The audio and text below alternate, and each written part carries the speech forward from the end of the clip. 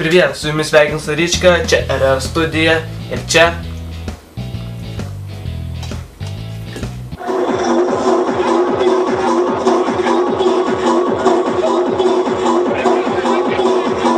pasigamink pats. Už lango, kaip matote, gražus oras. Ir ką tai turėtų reikšti? Ogi bobų vasara. Liko savaitė ir atostogos, ar ne? Laukiat ar nelaukiat? Jeigu laukiat, paspauskite like. Šiandien nusprendžiau kažką pagaminti vėl iš lavašo. Mes šiandien gaminsime lavašo suktinukus su rūkyta vištiena. Šitam receptui mums reikės Krapų, lavašo, lydyto tepamo sūrelio, paprikos, silpnai rūgščių rauginto agurkėlių, karštai rūkytos vištienos. Viskas, ko mums reikia šitam receptui, jau, bitch. Susipjaustam smulkiais kvadračiukais papriką.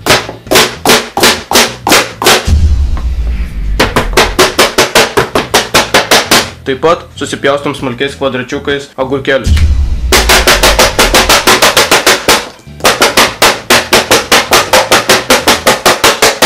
Išsilpom vištieną.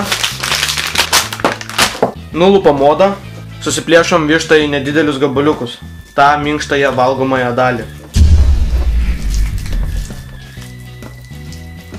Pradedam tepti lavašą. Išpakuojam lavašą.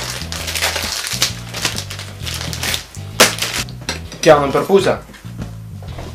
Turim lavašą. Atidarom lydytą su... Nu tu...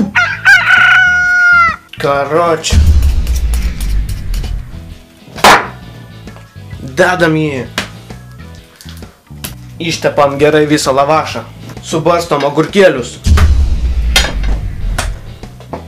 Paprikas. Išdėliojam, kad būtų viskas po lygiai. Tada vištiena. Dar vištienos. Daugiau vištienos. Išdėliojam irgi, kad viskas būtų po lygiai.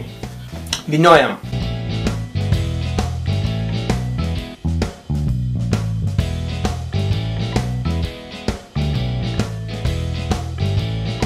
Štai mūsų lavašo suktinukai pagaminti. Šitą daiktą suvyniojam į maistinę plėvelę. Perpjaunam per pusę, kad būtų patogiau jį suvynioti. Dedam vieną. Suvyniojam gerai, suspaudžiam. Užvyniojam gerai visus kraštus. Turim vieną. Turim ir antrą. Abu lavašo suktinukus sudedam 4-5 valandom į šaldytuvą. Susitiksime tada. Iki tol, jeigu aš jų nesuvalgysiu.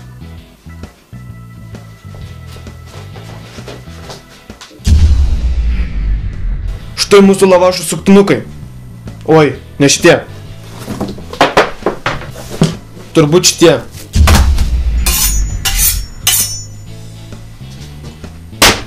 Išvyniojam lavašus. Supjaustum nedidelę pločių.